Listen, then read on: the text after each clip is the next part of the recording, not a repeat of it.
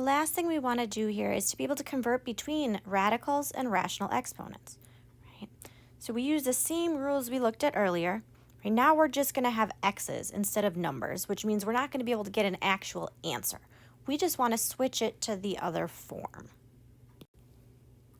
So what is x to the 1/4 power if we want to rewrite the equivalent radical form of that expression? So instead of having an exponent of 1/4 that's a fraction, I want to rewrite it as something with a radical. So 1 over n, the n became my index, or the number on the outside of the radical. So I have the 4th root of x. What about x to the 2/3 power? Right. Well, that one I would say the same idea. I take out my 2 again. So that's x to the 1/3 power and then the squared, right, which is the cube root of x. I want to show those parentheses and then squared.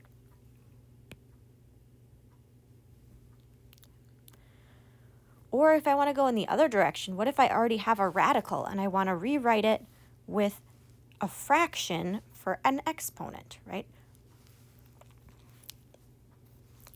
Here, the cubed root of x is really x to the 1/3 power.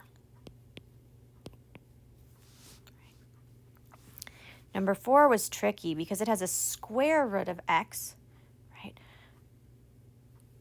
I have to remember anytime I have a square root, the number on the outside, that little number, our index, is actually 2 for square root. Right? So this is x to the 1/2 power and then the 5th, which when I put those together gives me x to the 5/2 power. So seeing if you could try some examples going in each direction.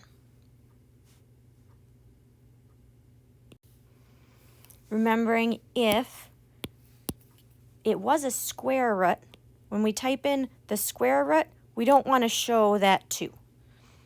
So we know there's a 2 there, but it's an invisible 2. We don't need to actually show it when we type in our answer.